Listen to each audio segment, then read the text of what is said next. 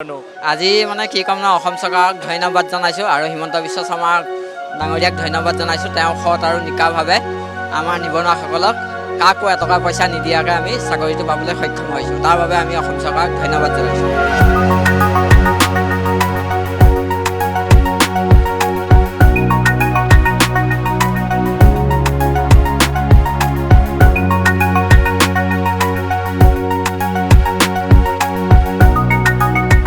যোগ্যতাটো যে পাইছে, আমি ইমানেই সুখী ক'তো এটকা এটা নিদিয়াকৈ ল'ৰাই চাকৰি পাইছে, তেওঁক ধন্যবাদ জনাইছোঁ।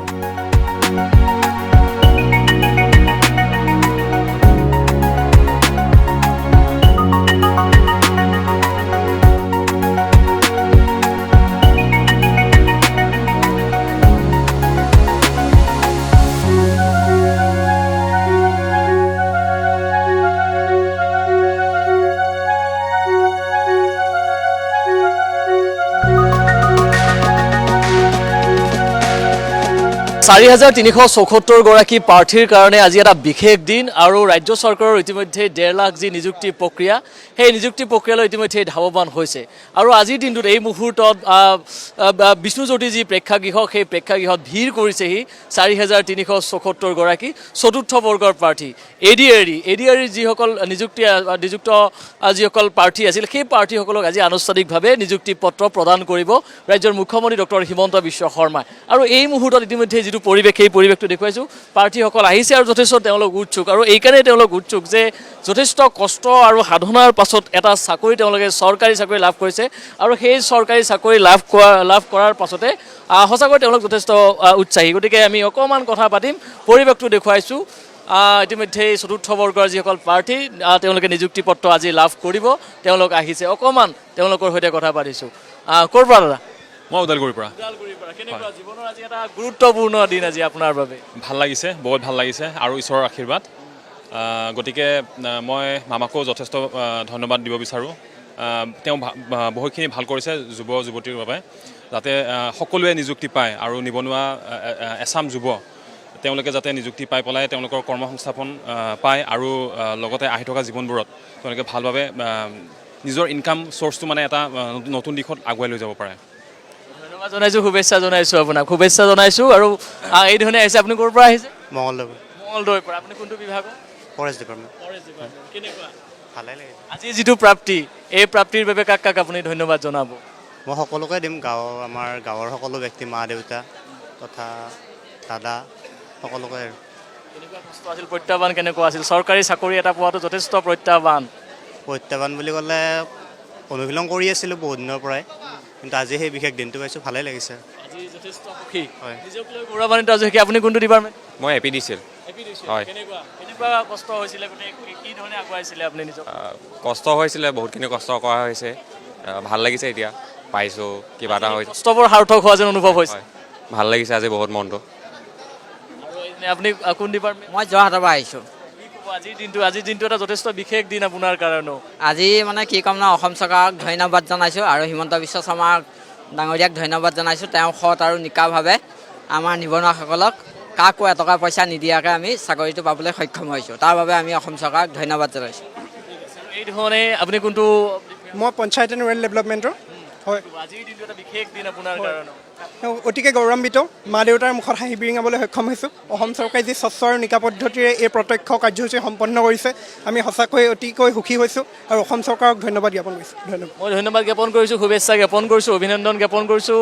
আৰু ইতিমধ্যে এই ধৰণে প্ৰাৰ্থীসকলে ভিতৰত প্ৰৱেশ কৰিছে, আৰু ১১ বজাৰ লগে লগে ৰাজ্যৰ মুখ্যমন্ত্ৰী ডক্টৰ হিমন্ত বিশ্ব শৰ্মাই আনুষ্ঠানিকভাৱে নিযুক্তি পত্ৰ প্ৰদান কৰিব, আৰু তাৰ বাবে এই ধৰণে সকলো উৎসাহী। আৰু এটা বিশেষ দিন বুলি তেওঁলোকে ইতিমধ্যে কৈছে, কাৰণ যথেষ্ট এটা চাকৰিৰ বাবে তেওঁলোকে এই ধৰণে সাধনা কৰিছে, যথেষ্ট কষ্ট কৰিছে, আৰু সেই কষ্টৰ ফচল আজি লাভ কৰাৰ লগে লগে তেওঁলোক যথেষ্ট উৎসাহী হৈ পৰিছে। আৰু এই মুহূৰ্তত এই ধৰণে জ্যোতি বিষ্ণু যি প্ৰেক্ষাগৃহ, সেই প্ৰেক্ষাগৃহৰ পৰা আমি দেখুৱাইছোঁ। অভিভাৱকসকলো আছে, গতিকে অভিভাৱকসকলৰ সৈতেও অকণমান কথা পাতিবলৈ আমি চেষ্টা কৰিম। যিসকল অভিভাৱক তেওঁলোক আহিছে, যদি সম্ভৱ হয় তেওঁলোকৰ সৈতে কথা পাতিম। গতিকে এই বিশেষ দিনটো তেওঁলোকে পৰিয়ালৰ সৈতেও বিশেষ কৰিব বিচাৰিছে। গতিকে যি কি নহওক, যিসকল অভিভাৱক আহিছে অকণমান তেওঁলোকৰ সৈতেও কথা পাতিম। আৰু এয়া জ্যোতি বিষ্ণু প্ৰেক্ষাগৃহ, নতুনকৈ শুভাৰম্ভ কৰা জ্যোতি বিষ্ণু প্ৰেক্ষাগৃহত ইতিমধ্যে আহি উপস্থিত হৈছে 4,374 গৰাকী চতুৰ্থ বৰ্গৰ প্ৰাৰ্থী আৰু আজি তেওঁলোকে আনুষ্ঠানিকভাৱে নিযুক্তি পত্ৰ লাভ কৰিব বিভিন্ন বিভাগত তেওঁলোক নিযুক্ত হৈছে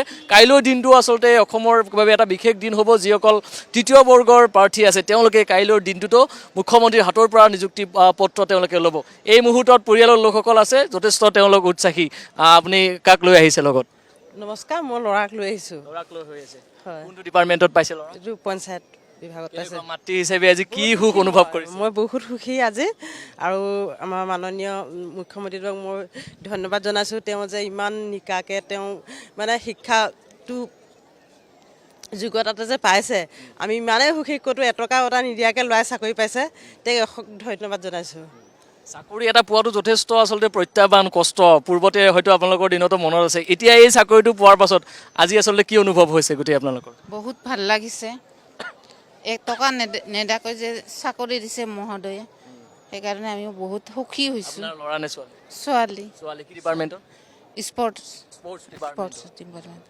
ভাল লাগিছে ভাল লাগিছে খুবেই ভাল লাগিছে ঠিক আছে ধন্যবাদ আৰু ইয়াৰ পৰিয়ালৰ লোকসকল আজি সঁচাকৈ তেওঁলোক উৎসাহী আৰু এইকাৰণে উৎসাহী যে এটকা নিদিয়াকৈ তেওঁলোকে এটা চৰকাৰী চাকৰি লাভ কৰিছে তেওঁলোকৰ সন্তানে গতিকে এই দিনটো তেওঁলোকৰ কাৰণে বিশেষ দিন গতিকে আৰু কিছু লোক আছে অকণমান তেওঁলোকৰ সৈতে কথা পাতিছোঁ খুৰী কেনেকুৱা আজি কোন আছে আপোনালোকৰ ভালে মোৰ ল'ৰা আহিছে ল'ৰা আহিছে ল'ৰাই কি ডিপাৰ্টমেণ্টত পাইছে ল'ৰাই ফুড ডিপাৰ্টমেণ্টত পাইছে ডিপাৰ্টমেণ্ট অঁ পাইছে আজি কেনেকুৱা মাতৃ হিচাপে কেনেকুৱা অনুভৱ পাইছে ভাল লাগিছে অঁ আপোনালোকৰ একেলগে আহিছে আমার বোন পাইছে হ্যাঁ ভাল লাগিছে আজি বহুত ভাল লাগিছে কি department education department education department আপোনাৰ মোৰ দাদাই পাইছে দাদাই পাইছে বহুত সুখী অনুভৱ কৰিছোঁ শিক্ষা ডিপাৰ্টমেণ্টত পাইছে ক'ৰ পৰা আহিছে নলবাৰীৰ পৰা আহিছোঁ আৰু এই ধৰণে প্ৰতিটো বিভাগত তেওঁলোকৰ চাকৰি আৰু এই চাকৰিৰ পাছতে আজি নিযুক্তি পত্ৰ কিছু সময় পাছতে ৰাজ্যৰ মুখ্যমন্ত্ৰী ডক্টৰ হিমন্ত বিশ্ব শৰ্মাই অৰ্পণ কৰিব আৰু তাৰ পাছতে স্বাভাৱিকতে এই ধৰণৰ পৰিৱেশৰ সূচনা হৈছে গতিকে 4,374 গৰাকী যি প্ৰাৰ্থী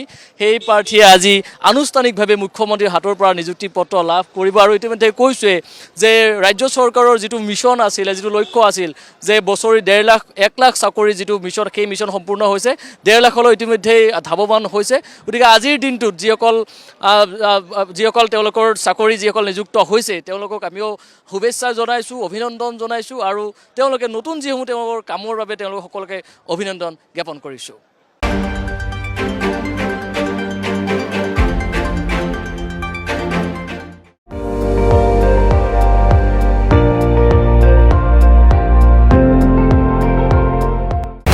আপুনি চাই আছে ND24 সৰ্বশ্ৰেষ্ঠ নহয় সৰ্বোত্তমৰ দৌৰত